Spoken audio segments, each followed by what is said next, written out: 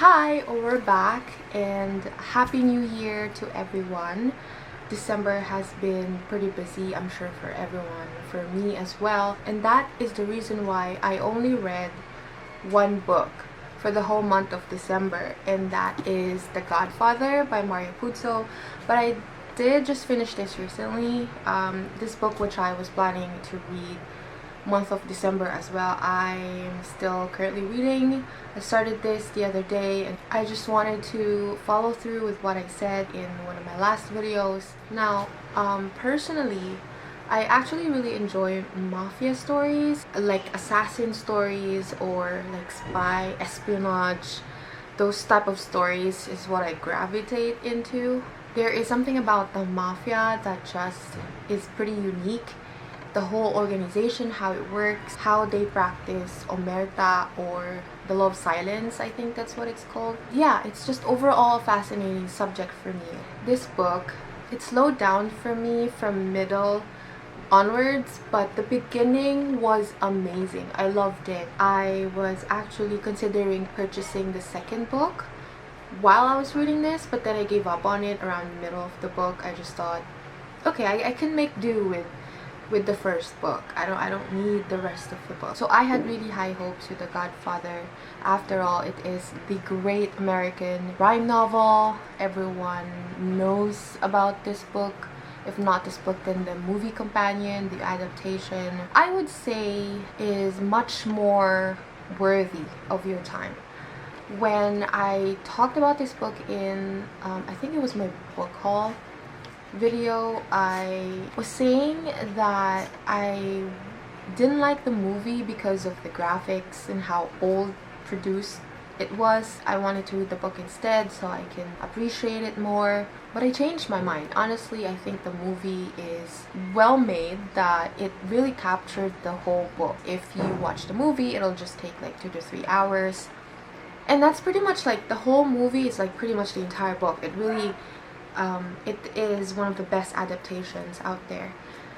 I didn't even give you the rating that I gave this book. I only gave this book 3 stars. It's an okay book. I don't know why I keep reading old books expecting new ideas, and that really just affected how I rate books, and that's on me. But yeah, I mean, it is still a very fun book to read, a fun adventure to read, because I watched the movie like a while back.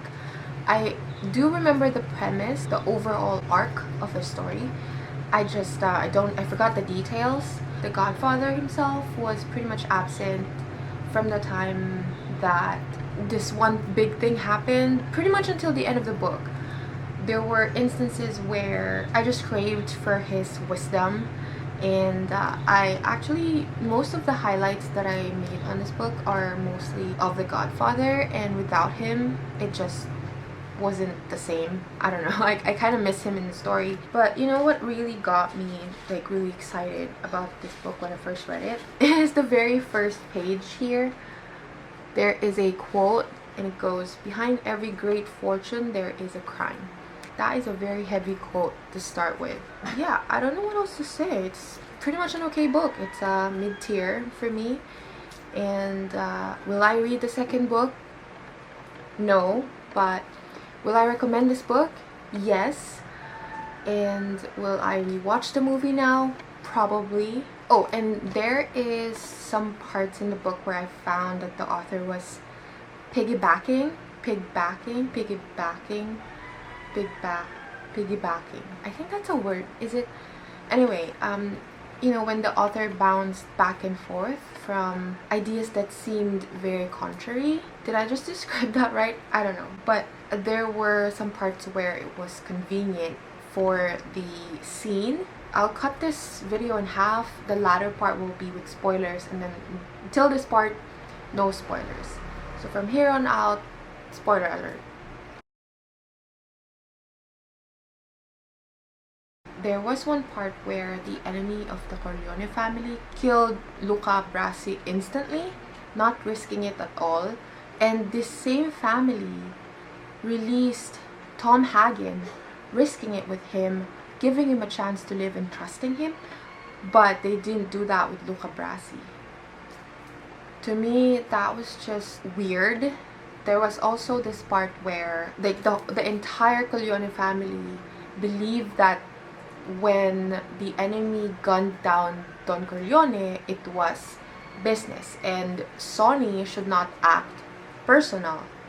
And then towards the latter part of the book, the Don was described as someone who takes everything personal. So I'm like really confused. They keep saying that even the Don himself would think that gunning him down wasn't personal, it was business, and then towards the latter part they said that the Don takes everything personally. So that just doesn't make sense to me. Other than that, you know, overall the book is a great read. I still enjoyed it pretty much. By the lack of any more insight would speak what I got from this book. Not much, but I don't know if I'll read any more books, honestly. I'm probably gonna take it slow because this year I plan to be a lawyer and graduate and take the bar. You know, I don't want to jinx it, but if I find time I'll still read, but I can't make promises. But yeah, anyway, I'll see you soon. Bye.